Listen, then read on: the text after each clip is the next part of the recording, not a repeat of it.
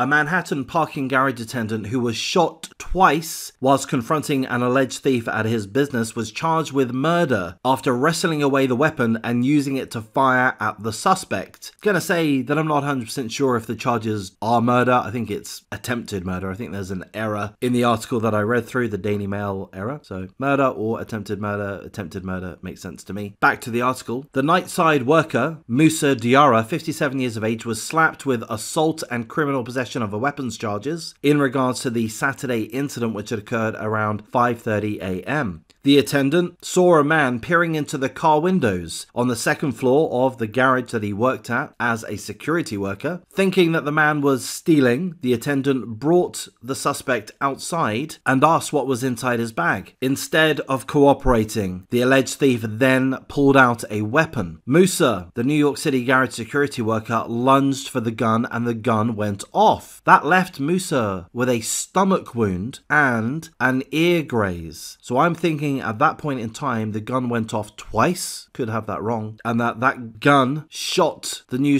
York City garage security worker in the stomach and also grazed his ear. The New York City garage security worker was able to turn the firearm on the alleged thief, and the New York City garage security worker then shot the alleged thief in the chest, which frankly I think is kind of fair enough. I mean, if you shoot me in the stomach and you shoot me such that the bullet grazes my ear, I'm thinking you're trying to kill me, mate. So yeah, I'll shoot you in the chest, given half the chance. The culprit, Charles Rody, 59 years of age, was charged with attempted murder, assault, and criminal possession of a weapon, in addition to burglary. Both the attendant and suspected robber live in Manhattan and were transported to Bellevue Hospital in stable condition following the incident. The charges against the New York City garage security worker have left many confused and angry, as they are reminiscent of the case that I covered last year against Manhattan bodega clerk, our good friend Jose Alba, who was charged with murder following a fatal confrontation July 1st, 2022, with an angry customer who accosted him. Jose knifed that guy in the neck, killed him. A family friend of the New York City garage security worker was irate and said, "That's self-defense. The guy tried to rob his business. Why does the district attorney want to charge him with attempted murder?" So those are the details in the article. I feel that there are a couple of potential inaccuracies within the article in regards to the charges laid against the New York City garage security worker. Seemingly, he's been charged with attempted murder. We don't know the absolute full details. We have not seen CCTV footage, dashcam footage. I imagine that there likely is some, not necessarily, but likely is some footage of this incident. Should the security worker be charged with attempted murder? My knee-jerk reaction is no. If I'm understanding the details within this Daily Mail article correctly, the New York City security worker was shot in the stomach and also shot in the head, but thankfully the shot to the head just grazed his ear. I would think that the most likely scenario would be that the New York City garage security worker acted in self-defense. How could it be anything but that? Well, I can think of a scenario where it is different to that. If the alleged thief was no longer a threat, which arguably is the case if he's been disarmed, then perhaps it could be argued that shooting the disarmed alleged thief could be attempted murder. I mean, that's my guess. That's the only thing that could make sense to me. But even if that is the case, even if the New York City garage security worker was doing his job,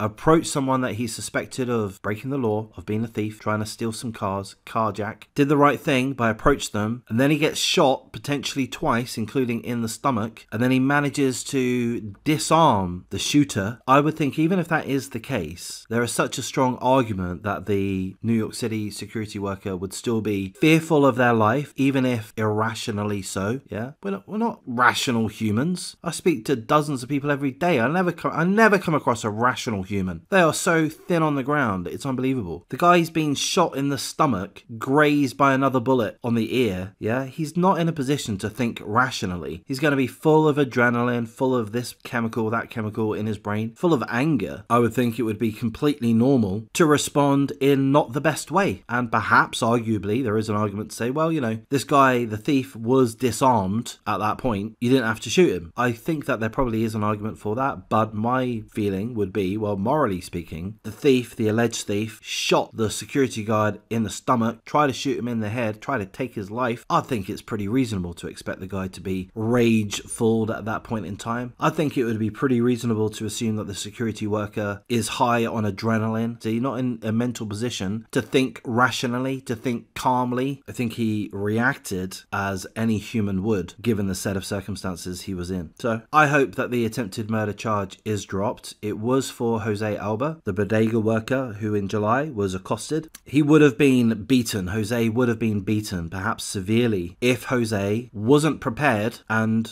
didn't take out the violent action that he did. Jose grabbed a knife, which was purposefully left somewhere in the store, and proceeded to very violently stab the accoster in the bodega store in the neck. Killed the guy. All over a bag of chips, that incident was. And I'm glad to see Jose's charges were dropped. New York City Mayor Eric Adams, I think I've got the name right, stepped in and said, hey guys, Jose is a guy that's going to work. He's working at a store that he's worked at for decades. He's serving the community. He didn't ask for someone to go around the back of the store and start punching him, dragging him, beating him up. Jose didn't ask for that situation. Jose was put in a very difficult situation. Jose reacted, and we can't blame Jose for doing that. That was the approach that Eric Adams, the mayor, New York City, took. Charges against Jose were dropped, if I recall correctly. I suspect and hope that will be the same for the New York City garage security worker, in this case, Musa Diarra. Musa is not a robot. He's not a patsy. He's not a sack of potatoes there to be attacked by anyone that wants to steal from his business and that wants to attempt to take his life. He has every right to defend himself, and if he infracts on some law or some ideal situation or other, then so be it. The culprit, Charles Rody, should not have put the security guard Musa Diarra in that situation. So I have no sympathy for Charles Rody. They're both lucky that they didn't die. I wish the New York City garage security worker the best. I'm hopeful and confident that the charges against him will be dropped, but then I say that from somewhat of a point of ignorance. I mean, I don't know much about the law, number one, and I haven't, and I think nor have you, seen any footage of this incident. If and when we do see footage, it is possible that my opinion, your opinion might change,